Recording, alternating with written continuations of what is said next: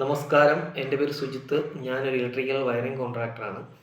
അപ്പം ഞാൻ ഈ വീഡിയോ ഇടുന്നത് നിലവിൽ ത്രീ ഫേസ് ലൈൻ ഉള്ളവരും ഇനി ത്രീ ഫേസ് ലൈൻ എടുക്കാൻ പോകുന്നവരും അല്ലെങ്കിൽ നമ്മളത് ത്രീ ഫേസ് വർക്ക് ചെയ്യുന്നവർക്കിനെ കുറിച്ച് അറിവുള്ളതാണ്. എന്നാലും അറിവില്ലാത്തവർക്ക്, എനിക്ക് അറിവെന്ന് പറഞ്ഞാൽ ഞാനിതൊന്നും വൈറ്റിൽ നിന്ന് പഠിച്ചുകൊണ്ട് വന്നതൊന്നുമല്ല.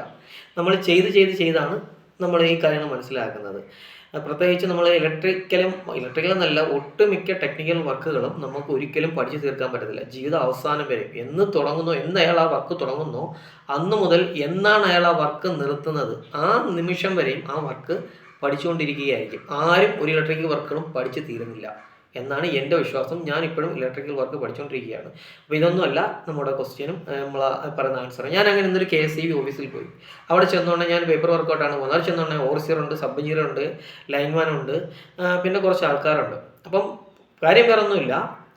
ഒരു വീട്ടിൽ ത്രീ ഫേസ് ലൈനാണ്. ആ ത്രീ ഫേസ് ലൈൻ പോസ്റ്റിൽ നിന്ന് ന്യൂട്രൽ പോയി. ആ വീട്ടിലെ മിക്ക ഉപകരണങ്ങളും കത്തിപ്പോയി. അങ്ങനെ അയാൾ കേസ് ഫയൽ എന്ന് പറഞ്ഞു. നമുക്ക് ഈ കാര്യത്തിൽ കേസ് ഫയൽ ചെയ്യാൻ പറ്റത്തില്ല. കാരണം എന്ന് വെച്ച് കഴിഞ്ഞാൽ ഇത് KSEBയുടെ ഉത്തരവാദിത്വമല്ല, വീട്ടുകാരുടെ ഒരു ഉത്തരവാദിത്വമല്ല എന്നാണ് ഞാൻ പറയുന്നത്. കാരണം എന്ന് വെച്ച് കഴിഞ്ഞാൽ ഇത് നമ്മൾ വർക്ക് ചെയ്യുന്ന ഓരോരുത്തരുടെ ഉത്തരവാദിത്വമാണ്. ഞാൻ വീണ്ടും പറയുന്നു, ഞാനിത് ആരെ അപകീർത്തിപ്പെടുത്താൻ പറയുകയല്ല. ത്രീ ഫേസ് ലൈനും ത്രീ ഫേസ് ഡൊമസ്റ്റിക് ലൈനാണ് ഞാൻ പറയുന്നത്. ത്രീ ഫേസ് ഇതിനകത്തൊരു വലിയ കൊമേഴ്ഷ്യലിനും വിഷയം വരുന്നുണ്ട്. ഇൻഡസ്ട്രിയലിന് ഇതൊരു വലിയ വിഷയം വരുന്നില്ല. കൊമേഴ്ഷ്യലിനകത്തും ഈ പറഞ്ഞ കണക്ക് ത്രീ ഫേസിന് ന്യൂട്രൽ എന്ന് പറയുന്നത് അതിന് പക്ക ന്യൂട്രൽ എപ്പോഴും ആവശ്യമുള്ളതാണ്. അപ്പോൾ നിങ്ങൾ ഈ വീഡിയോ സ്കിപ്പ് ചെയ്യാതെ കാണുക. അപ്പം ഞാൻ പറഞ്ഞു തരുന്നു, ഞാൻ ആരെയും അപകീർത്തിപ്പെടുത്താൻ വേണ്ടി പറയുകയല്ല. അപ്പം ഈ വീഡിയോ കേൾക്കുന്നവർക്ക് വിമർശനങ്ങളും ഉണ്ടാവും, നിർദ്ദേശങ്ങളും ഉണ്ടാവും. രണ്ടും അക്സെപ്റ്റ് ചെയ്യുക എന്നുള്ളതാണ് എൻ്റെ ഒരു പോളിസി. അപ്പം ഞാൻ പറയാം, ഇന്ന് ഞാൻ ആ KSEB ഓഫീസിൽ ചെന്നുകൊണ്ടേ അവിടുത്തെ ആ വീട്ടിലെ ഉപകരണങ്ങളെല്ലാം നശിച്ചു പോയിരിക്കുന്നു. ഉടനെ ഞാൻ ജസ്റ്റ് ഒന്ന് പേപ്പറായിട്ട് പോയി. എനിക്ക് പരിചയമുള്ളൊരു ഉദ്യോഗസ്ഥനെന്ന് പറഞ്ഞാൽ ആ KSEB ഓഫീസിൽ പോയി എനിക്ക് പരിചയമുണ്ട്, എനിക്ക് മുൻപരിചയമൊന്നുമില്ല.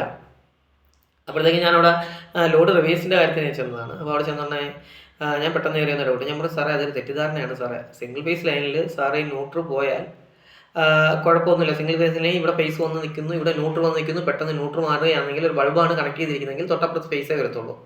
ത്രീ ഫേസ് ലൈനിൽ അങ്ങനല്ല എന്ന് പറഞ്ഞു. അപ്പം ചോദിച്ചു, അതെന്താ സിംഗിൾ ഫേസ് ലൈൻ കണക്കല്ലേ? ഞാനൊരു ഫേസ് ഒരു ന്യൂട്രൽ കൊടുക്കുന്നു, അടുത്ത ഫേസ് കൊടുക്കുന്നു, ന്യൂട്രൽ കൊടുക്കുന്നു, അടുത്ത ഫേസ് ഒരു ന്യൂട്രൽ കൊടുക്കുന്നു. ഞാൻ പറഞ്ഞു, സാറേ അങ്ങനല്ല. അപ്പോഴത്തേക്ക് എല്ലാവർക്കും മനസ്സിലാൻ വേണ്ടി ഞാൻ പറയുകയാണ്. അപ്പോൾ എൻ്റെ അടുത്ത് അവിടെ നിന്ന് ഓവർസിയർ ആണോ സബ് എഞ്ചിനീയർ ആണോ സബ് എഞ്ചിനീയർ ചോദിച്ചു, RCCB എന്തിനാണ് പിന്നെ വെച്ചേക്കുന്നത്? ഞാൻ പറഞ്ഞു, സാറേ RCCB അങ്ങനെ ഒരിക്കലും ട്രിപ്പ് ആവറില്ല. ന്യൂട്രൽ കട്ടായി എന്ന് പറഞ്ഞ് RCCB അങ്ങനെ ട്രിപ്പ് ആവാറില്ല. RCCB എന്ന് പറയുന്നത് ന്യൂട്രും എർത്തും തമ്മിലാണ് ട്രിപ്പ് ആവുന്നത്.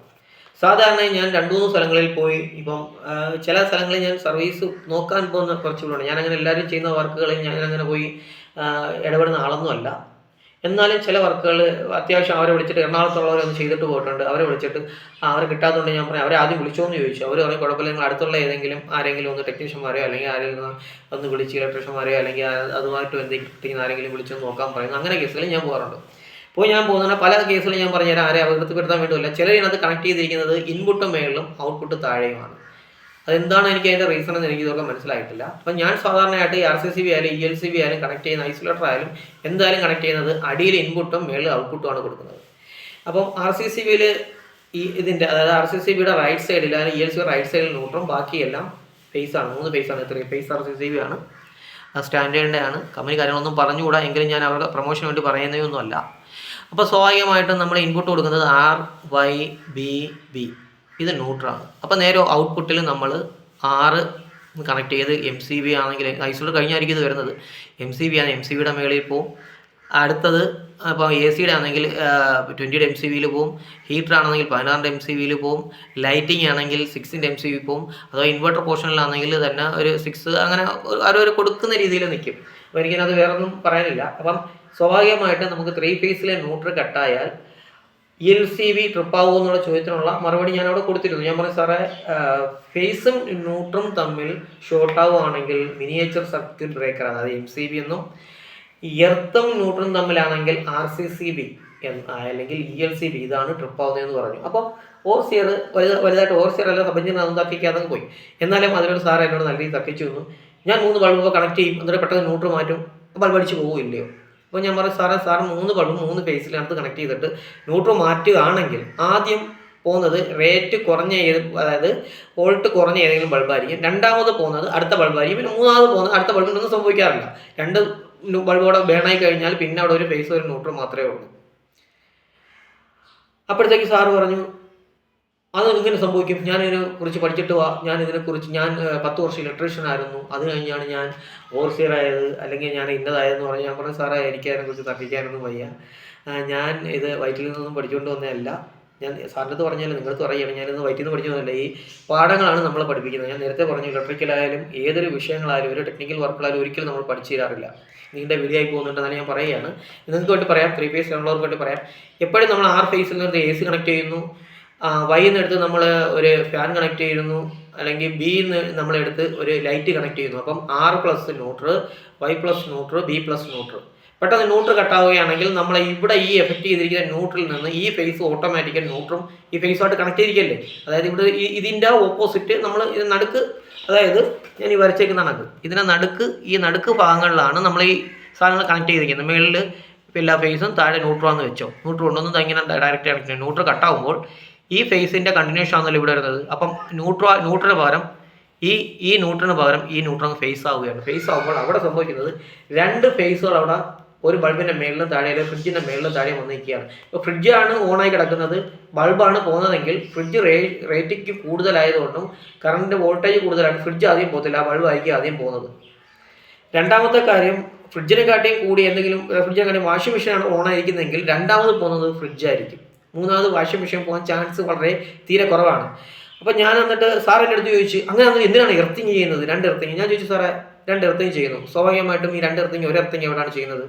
അത് ഒരു എർത്തിങ് അതിൻ്റെ ബോഡിയിലും, ഒരു എർത്തിങ് എന്തെങ്കിലും അവിടെ ഈ സോക്കറ്റിനെ വരും. ഞാൻ പറഞ്ഞു, സാറേ അങ്ങനല്ല, ഒരു എർത്ത് എന്ന് പറയുന്നത് പ്ലേറ്റ് എർത്തിങ് ആയിരിക്കണം, അത് പക്ക എർത്തിങ്, അത് ന്യൂട്രൽ എർത്ത് ആയിരിക്കണം. ആ ന്യൂട്രൽ എർത്ത് കൊടുത്തെങ്കിൽ മാത്രമേ നമ്മുടെ വീട്ടിലെ ഉപകരണങ്ങൾ നശിക്കാതിരിക്കത്തുള്ളൂ. അങ്ങനെ സാറിൻ്റെ അടുത്ത് പറയും, അങ്ങനെയാണെങ്കിൽ അവിടുത്തെ current charge high current charge ആയിരിക്കും. ഞാൻ പറഞ്ഞു, സാറേ എങ്ങനെയാണ് ഹൈ കറണ്ട് ചാർജ് ആവുന്നത്? ഫ്ലാറ്റുകളിൽ നമ്മൾ എങ്ങനെയാണ് ന്യൂട്രൽ ഉത്പാദിപ്പിക്കുന്നത്? പ്ലേറ്റ് എർത്തിങ് ചെയ്താണ് ഉത്പാദിപ്പിക്കുന്നത്. ഞാൻ പറഞ്ഞു, സാറേ ഞാൻ 3 ഫേസ് ചെയ്യുന്ന എല്ലാ വീട്ടുകളും ഞാൻ സജസ്റ്റ് ചെയ്യാറുണ്ട്, സാർ പ്ലേറ്റ് എർത്തിങ് ചെയ്യണം. പ്ലേറ്റ് എർത്തിങ് ചെയ്ത് കഴിഞ്ഞാൽ നമ്മളെ സ്ഥാപനങ്ങൾക്കോ അല്ലെങ്കിൽ വീട്ടിൽ ഉപകരണങ്ങൾക്കോ ഒന്നും സംഭവിക്കാറില്ല. അപ്പം ഈ തർക്കിച്ചവർക്കുള്ള മറുപടി അല്ല ഞാനീ പറയുന്നത്. അപ്പം 3 ഫേസ് ലൈനുള്ള വീട്ടുകാരും 3 ഫേസിന് നമ്മൾ കൊടുക്കാൻ ഉദ്ദേശിക്കുന്ന എന്തെങ്കിലും ടെക്നീഷ്യന്മാരോ അല്ലെങ്കിൽ ഇലക്ട്രീഷ്യന്മാരോ ആരായാലും നമ്മൾ അവിടുത്തെ ന്യൂട്രൽ എർത്ത് ചെയ്തിരിക്കണം. അപ്പോൾ ഇതാണ് ഇതിൻ്റെ റീസൺ. 3 ഫേസ് ലൈനിൽ ന്യൂട്രൽ ബ്രേക്ക് ആയാൽ എന്തുകൊണ്ടാണ് ഉപകരണങ്ങൾ നശിച്ചു പോകുന്നത്. അപ്പോൾ ലൈനിൽ നിന്ന് എപ്പോഴും ന്യൂട്രൽ കട്ടാവാം. പക്ഷേ ഇത് വെച്ചുകൊണ്ട് നമുക്ക് ഒരു കോടതിയിലോ അല്ലെങ്കിൽ ഒരു സ്റ്റേഷനിലോ കംപ്ലയിൻറ്റ് കൊടുക്കാൻ പറ്റില്ല. കാരണം വെച്ചാൽ അത് KSEBയുടെ ഒരു ഉത്തരവാദിത്തമല്ല. ആ ന്യൂട്രൽ എങ്ങനെ വേണമെങ്കിലും കട്ടാവാം. അപ്പോൾ നമ്മൾ ഇലക്ട്രീഷ്യന്മാരാണ് ഇതിനെ ശ്രദ്ധിക്കേണ്ടത്. നമ്മളെപ്പോഴും ന്യൂട്രൽ എർത്ത് ചെയ്യാൻ ശ്രമിക്കുക. ഇതാണ് എനിക്ക് പറയാനുള്ള എൻ്റെ ഒരു എളിയ നിർദ്ദേശം. ഈ നിർദ്ദേശങ്ങൾ നിങ്ങൾക്ക് ഇഷ്ടപ്പെട്ടെങ്കിൽ കമൻ്റ് അടിക്കുക. നെഗറ്റീവ് കമൻ്റ് ആയാലും കുഴപ്പമില്ല, കമൻറ്റുകൾ ഏതായാലും അത് നല്ലതായിരിക്കും. എൻ്റെ അറിവ് ഞാൻ നിങ്ങളത് പകർന്നു നൽകിയുള്ളൂ. എനിക്ക് ആ ഒരു തർക്കത്തിൽ നിന്നും ഇതൊന്ന് ഒരാളും മനസ്സിലാക്കിച്ച് കൊടുക്കണം എന്നുള്ള രീതിയിലാണ് ഞാനിത് പറഞ്ഞത്. അല്ലാതെ ഞാൻ ആരെയും അപകീർത്തിപ്പെടുത്താനോ അല്ലെങ്കിൽ ഞാൻ വലിയവനാണോ ഒന്നുമല്ല. ഞാൻ ഇപ്പോഴും ഇലക്ട്രിക്കൽ പഠിച്ചുകൊണ്ടിരിക്കുകയാണ്. ഇലക്ട്രിക്കലായാലും പ്ലംബിംഗ് ആയാലും ഒരു വർക്കായാലും ഈ പറഞ്ഞ മെക്കാനിക്കലായാലും ഈ പറഞ്ഞ നിസ്സാരപ്പെട്ട ഈ പറഞ്ഞ എന്ത് സാധനം ഉണ്ടാക്കുന്നവരായാലും ഒരിക്കലും ഈ വർക്കുകളൊന്നും പഠിച്ചു തരാറില്ല. എപ്പോഴും ജീവിത അവസാനം വരെയും ആ വർക്കിലും അവർ വേക്കൻ്റ് ആയിരിക്കും എന്നാണ് ഞാൻ വിശ്വസിക്കുന്നത്. ഇത്രയും പറഞ്ഞുകൊണ്ട് ഞാൻ എൻ്റെ വാക്കുകൾ നിർത്തുന്നു. നമസ്കാരം.